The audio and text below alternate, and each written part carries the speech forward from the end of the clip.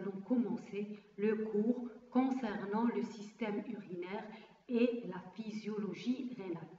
Dans cette première vidéo, nous allons examiner ensemble le rôle du système urinaire, particulièrement des reins, l'anatomie externe et interne des reins et la microanatomie fonctionnelle des reins. Alors, nous allons commencer par une petite introduction. Alors, quels sont les objectifs de ce cours?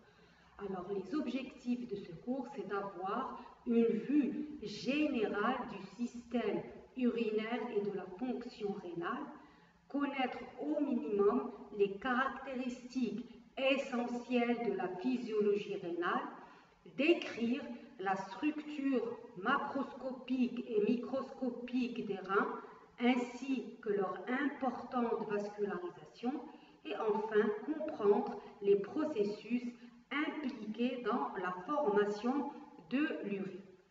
Alors, on sait que le métabolisme des substances nutritives entraîne la production de déchets par les cellules de l'organisme comme le gaz carbonique, l'excès d'eau et la chaleur. Si on prend l'exemple des protéines, le catabolisme des protéines va produire des déchets toxiques tels que les ions ammonium, ammoniac, l'urée et l'acide urique. Alors, par ailleurs, des ions essentiels tels que le sodium, le chlorure, le sulfate, le phosphate et l'hydrogène, ils ont tendance à s'accumuler en quantité excessive. Donc, toutes les substances toxiques, de même que toutes les substances essentielles mais qui sont excédentaires, doivent être excrétées de l'organisme. Alors, plusieurs organes participent à l'élimination des déchets de l'organisme. On peut citer les reins qui excrètent l'eau, les déchets azotés issus du catabolisme des protéines, certaines toxines bactériennes, des ions H+, des sels minéraux, ainsi qu'une certaine quantité de chaleur et de gaz carbonique. Alors, parmi les autres organes qui participent à l'excrétion des déchets, on peut citer les poumons et la peau. Les poumons, ils excrètent du CO2, c'est-à-dire du gaz carbonique, de la chaleur et une petite quantité d'eau. La peau, et particulièrement les glandes sudoripares, vont excréter de la chaleur, de l'eau, du gaz carbonique, ainsi que des petites quantités de sel et d'urine. Et enfin, le tube digestif qui élimine les péchés solides non digérés et excrète également du gaz carbonique, de l'eau, des sels et de la chaleur. Toutefois, notons que ce sont les reins qui jouent le rôle principal dans l'excrétion. Alors, le rein fait partie du système urinaire. Quelle est la définition du système urinaire ou bien de l'appareil urinaire? L'appareil urinaire est l'ensemble des organes qui permettent la formation continue de l'urine et son évacuation périodique. Elle assure donc l'excrétion urinaire. Alors, l'excrétion urinaire, c'est l'élimination sous forme d'urine de substances prélevées dans le milieu intérieur. Bien sûr, l'urine est élaborée de façon continue par les reins à partir du plasma sanguin. C'est un filtrat du plasma. Alors, l'organisation anatomique du système urinaire. Afin de mieux comprendre comment le système urinaire réalise ses fonctions, on va jeter tout d'abord un coup d'œil sur son organisation anatomique. Alors, le système urinaire, il est constitué des deux reins, des urtères, de la vessie et de l'urètre. D'accord? Ce sont les 4 composants du système urinaire. Donc voilà, on a un schéma récapitulatif de l'organisation anatomique du système urinaire. Donc le système urinaire est constitué des 2 reins qui produisent l'urine, les 2 urtères qui vont acheminer l'urine produite par les reins vers la vessie, et de l'urètre. Lorsque la vessie est pleine, l'urine va être acheminée hors de l'organisme par l'urètre.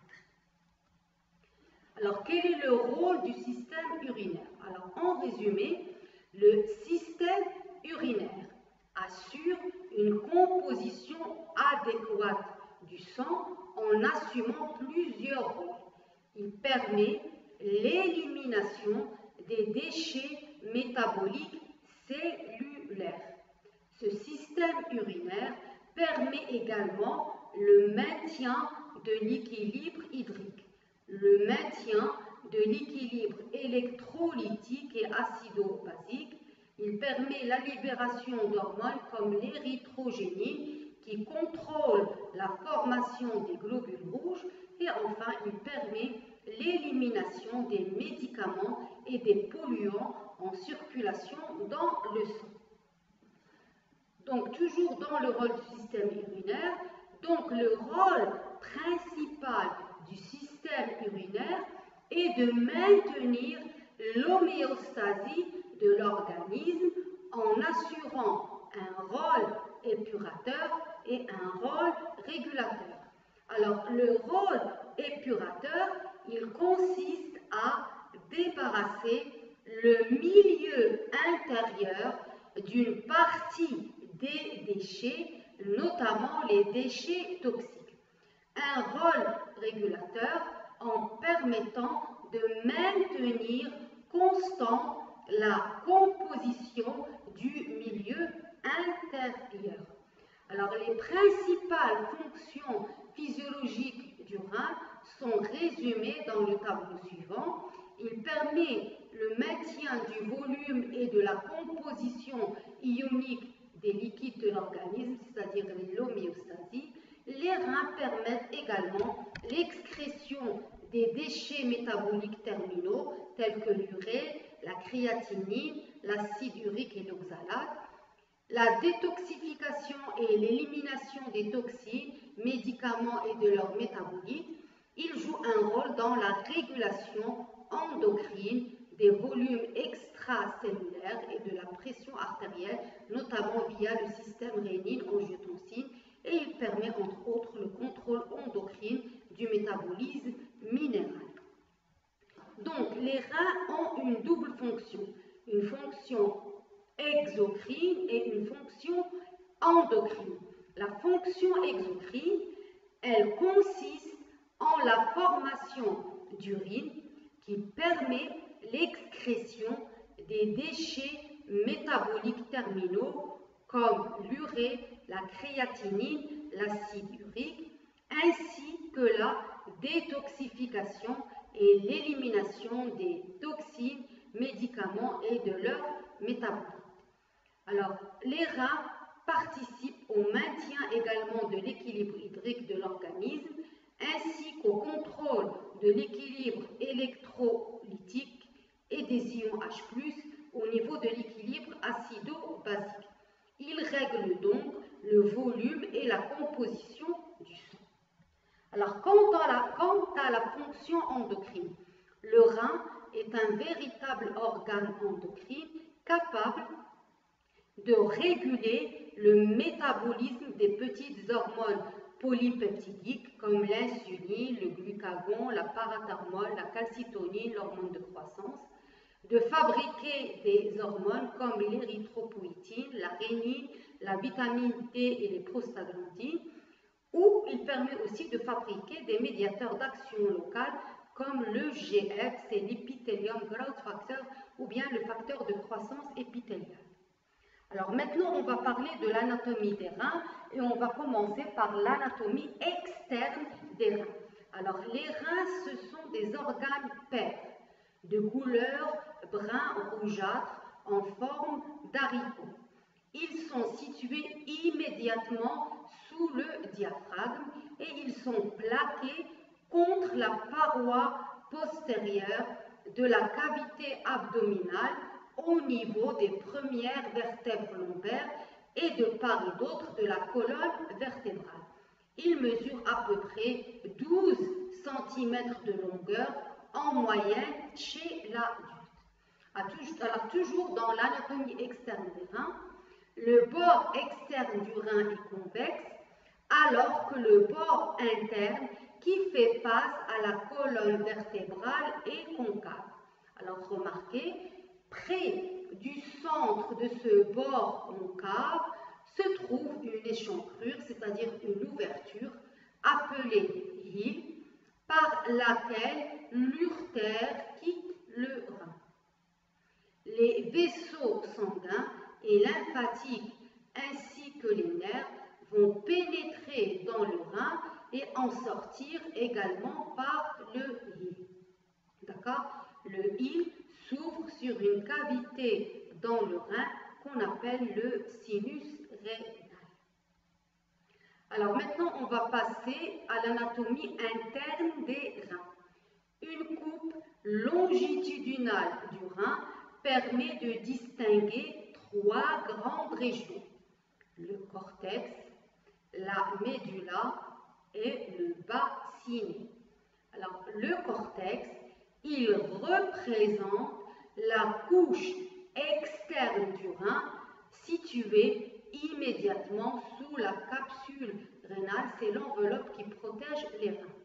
La deuxième zone, c'est la médula rénale. Elle représente la partie médiane ou centrale du rein. La troisième zone, c'est le bassinet, qui est l'extrémité supérieure élargie de l'urtère. Le bassinet, c'est l'extrémité supérieure élargie de l'urtère. Alors, si on regarde plus attentivement sur cette coupe, on va pouvoir distinguer des extensions de cortex qui se prolongent jusque dans la médula.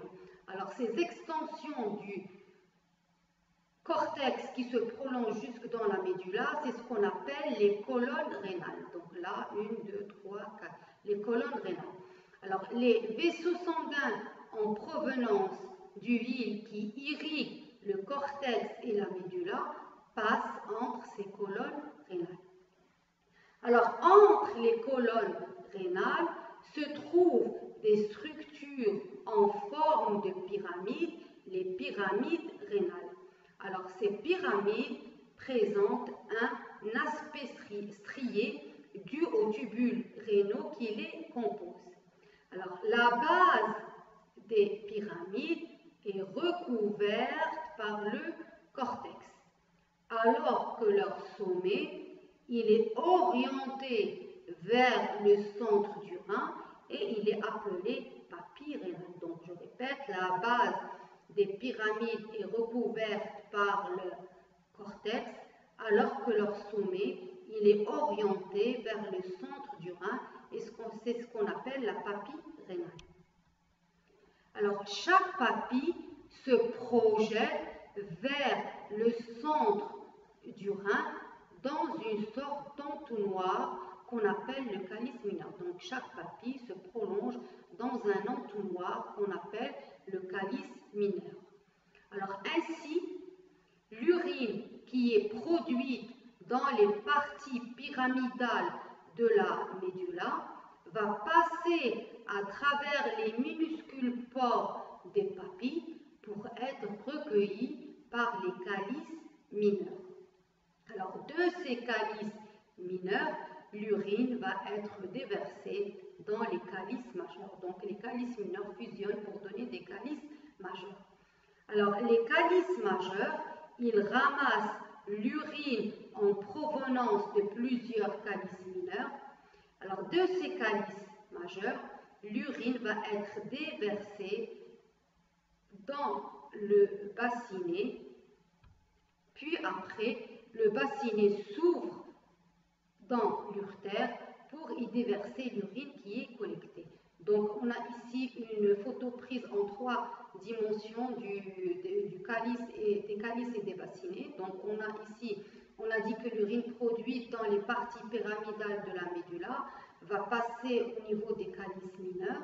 Ces calices mineurs vont fusionner pour donner des calices majeurs. Donc des calices mineurs, l'urine va être déversée dans les calices majeurs. Alors des calices majeurs, l'urine va être déversée dans le bassinet. Le bassinet s'ouvre vers l'urtère et y diverse l'urine qui a été produite par les reins. Donc toujours dans l'anatomie interne des reins, on a des coupes frontales du rein qui va illustrer cette anatomie. Ici, on a une photographie et là un schéma. Alors regardez, vous pouvez bien observer ici le cortex, la médulla, en jaune le bassinet. D'accord? Donc là, les colonnes rénales, les pyramides rénales. D'accord? Donc ici, les papilles rénales. Alors là, on a un schéma récapitulatif. Donc on a dit qu'une coupe longitudinale du rein permet de distinguer 3 régions. Le cortex, qui est la zone externe sous la capsule, la médulla, qui est la partie centrale du rein, et le bassinet, qui est l'extrémité supérieure élargie des urtères. Alors, un regard plus attentif sur cette courbe, sur ce schéma, nous permet d'examiner ou bien de voir des extensions de cortex qui se prolongent juste dans la médulla. C'est ce qu'on appelle les colonnes rénales. C'est entre ces colonnes rénales que vont circuler les nerfs et les vaisseaux sanguins qui pénètrent dans le rein via le livre. Alors, on a dit que la base des pyramides est recouverte par le cortex, alors que le centre de ces pyramides, il est orienté vers le centre du rein, c'est ce qu'on appelle les papilles rénales. Alors, ces pyramides, ils ont un aspect strié dû au tubule rénal qui les forme. Donc, l'urine qui est produite dans les parties pyramidales, d'accord, de la médulla, va passer à travers les minuscules pores des papilles, d'accord, pour être récupérée par les calices mineurs. Alors, on a dit que chaque pyramide se projette vers le centre du rein dans une sorte d'entonnoir qu'on appelle les calices mineurs. Alors, des calices mineurs, l'urine, elle va passer vers les calices majeurs, le bassinet et après les urtères. Alors maintenant, on va parler de la microanatomie fonctionnelle des reins, c'est-à-dire le néphron. Alors, le néphron, il représente l'unité structurelle et fonctionnelle du rein. Chaque rein contient environ 800 000 à 1,5 million de néphrons. Alors ici, vous avez le schéma d'un néphron. De quoi est constitué le néphron? Il est constitué d'un corpuscule rénal, c'est ce qu'on appelle le corpuscule de Malpighi, et du tubule rénal. Alors, le corpuscule rénal, c'est le lieu de la filtration initiale du plasma. C'est là que va être formée l'urine primaire. Il est constitué de quoi? D'un glomérule.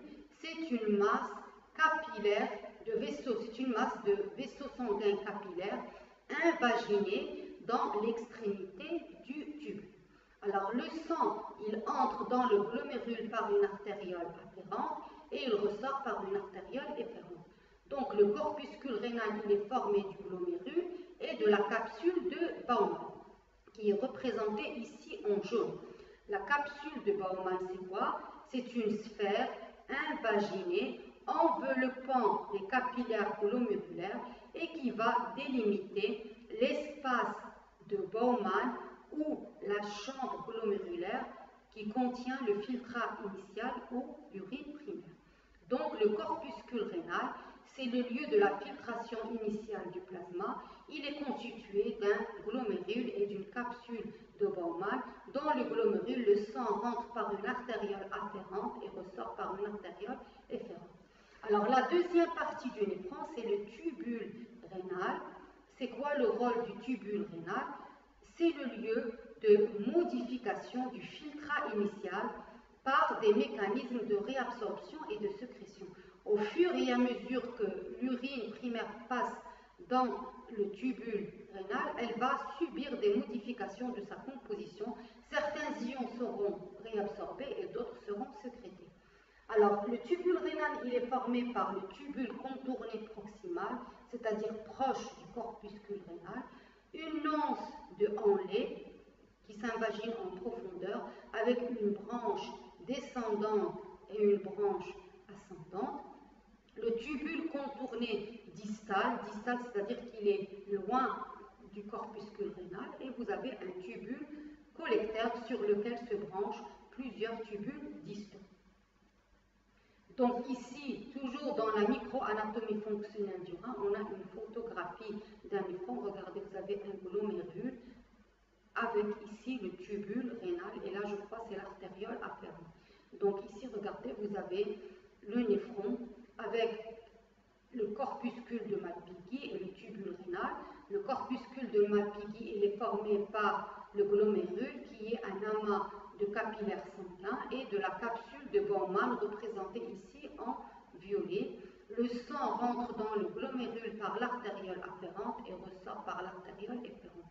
Et là, on a en vert le tubule rénal. Il est formé par le tubule contourné proximal, l'anse de Henle avec la branche descendante et la branche ascendante, et le tubule contourné distal. Et en blanc, c'est le tubule collecteur. Alors là, l'anatomie, un résumé de l'anatomie des reins. Alors, on a dit que les reins font partie du système urinaire. Le système urinaire, c'est l'ensemble des organes qui permettent la formation continue de l'urine et son évacuation périodique. Alors, le système urinaire, il est formé par les deux reins qui produisent l'urine, les uretères qui vont acheminer l'urine produite par les reins vers la vessie. Quand la vessie est pleine, l'urine va être éliminée vers l'extérieur par l'urètre. D'accord? Alors, une coupe longitudinale des reins permet de distinguer trois régions. Le cortex, c'est la partie superficielle sous la capsule rénale. La médula rénale, c'est la partie centrale. Et le bassinet, qui est l'extrémité supérieure élargie des uretères. Alors, on a des extensions de cortex se prolongent jusque dans la médula, c'est ce qu'on appelle les colonnes rénales. Alors, entre les colonnes rénales se trouvent des structures en pyramide rénale, c'est ce qu'on appelle structures en pyramide, c'est ce qu'on appelle les pyramides rénales. D'accord? Ces pyramides, ils sont striés parce qu'ils sont formés de tubules. D'accord? Donc, la base des pyramides est recouverte par le cortex, alors que leur sommet, il est orienté vers le centre du rein et il est appelé papille rénale. Il contient des minuscules pores qui permettent à l'urine produite de passer. Donc, l'urine qui est produite au niveau des parties pyramidales va passer à travers les pores des papilles. Elle va être recueillie par les calices mineurs, les calices majeurs, le bassinet et les uretères. Alors, si on fait un fort grossissement des pyramides rénaux, on remarque qu'elles sont formées par un ensemble de néphrons. Le néphron, c'est l'unité fonctionnelle des reins. Alors, de quoi est formé un néphron? Le néphron, il est formé de deux parties. Vous avez le corpuscule rénal ou le corpuscule de Malpighi et vous avez le tubule rénal. Alors, le corpuscule rénal, il est formé d'un glomérule et d'une capsule glomérulaire. On a dit que le glomérule, c'est une masse de capillaires invaginés dans l'extrémité du tubule rénal. Alors, le sang pénètre dans le glomérule par une artériole afférente et ressort par une artériole efférente. La capsule, c'est une sphère invaginée qui recouvre les capillaires glomérulaires et elle délimite la chambre glomérulaire qui va contenir le filtrat initial ou bien l'urine primaire. Alors, le rôle, on a dit, du corpuscule rénal, c'est la filtration du plasma, c'est la formation de l'urine primaire ou du filtrat initial. Alors, le tubule rénal, il est formé d'un tubule contourné distal, un tubule contourné proximal, contourné c'est-à-dire il est sinueux, d'une anse de Henle avec une branche descendante et une branche ascendante, et d'un tubule contourné distal. On a dit que son rôle, c'est la production de l'urine primaire. D'accord? Au fur et à mesure que l'urine initiale ou bien primaire passe dans les tubules, elle va subir une modification de sa composition par des mécanismes de réabsorption et de sécrétion. va revenir, on va voir partie par partie les différentes composantes du tubule, du néphron, pardon. Donc on va revoir partie par partie les différentes composantes du néphron rénal. On a dit, d'accord, que la première partie qui constitue le néphron rénal, c'est le corpuscule de Malpighi. Et le corpuscule de Malpighi, il est formé par le glomérule et il est formé par la capsule de Bowman. D'accord? Alors, le corpuscule de Malpighi, il est situé dans le cortex rénal, c'est-à-dire dans la partie superficielle, et il est composé de deux parties. Une masse de capillaires artériels appelée glomérule, entourée d'une structure épithéliale à double paroi en forme de coupe, c'est-à-dire en forme de base, appelée la capsule glomérulaire ou bien la capsule de Bowman. Alors, chaque corpuscule possède un pôle urinaire, c'est là où se prolonge le tubule contourné, et un pôle vasculaire, c'est là où il y a l'entrée de l'artériole afférente et la sortie de l'artériole efférente. Alors, le corpuscule toujours de Malpighi, le glomérule et la capsule de Bowman vont former le corpuscule rénal, appelé aussi le corpuscule de Malpighi. Alors, schématiquement, on peut représenter la structure du corpuscule de Malpighi comme un réseau de capillaires pénétrant dans une sphère creuse de cellules épithéliales qu'on appelle la capsule de Bowman. Alors, le glomérule, d'accord, le glomérule, c'est quoi le glomérule? Les glomérules, ils sont formés par un ensemble de 5 à 15 anses capillaires anastomosées entre elles. Alors, c'est-à-dire des vaisseaux capillaires, anses, c'est-à-dire courbés, anastomosés entre elles, c'est-à-dire liés entre elles, entremêlés entre elles. Ils font donc partie du système cardiovasculaire. Alors, le sang pénètre dans le glomérule par l'artériole afférente et en ressort par l'artériole efférente et non pas par une veine. Donc, on note une différence anatomique majeure de la vascularisation du glomérule puisque le sang entre par une artériole et ressort par une artériole et non par une veine. Alors ici, vous avez un glomérule en microscopie électronique à balayage. Donc vous voyez les capillaires sanguins qui sont anastomosés entre elles, ils sont courbés, c'est ce qu'on appelle les anses capillaires. Le deuxième constituant du néphron, constituant du corpuscule de Malpighi, c'est la capsule de Bowman. On a dit que le corpuscule de Malpighi, ce sont les glomérules plus la capsule de Bowman. Donc la capsule de Bowman, c'est le deuxième élément constituant le corpuscule de Malpighi et qui va se prolonger au pôle urinaire par le tubule rénal. Alors, elle est formée de deux parois. Vous avez une paroi externe ou feuillet pariétal qui est associée au tissu conjonctif de soutien. Et on a une paroi interne ou feuillet viscéral étroitement collé contre la paroi des capillaires glomérulaires. Donc, entre le feuillet pariétal et viscéral se trouve l'espace capsulaire, appelé aussi espace de Bowman ou chambre glomérulaire, qui contient l'urine primitive élaborée par filtration du sang à partir des capillaires glomérulaires.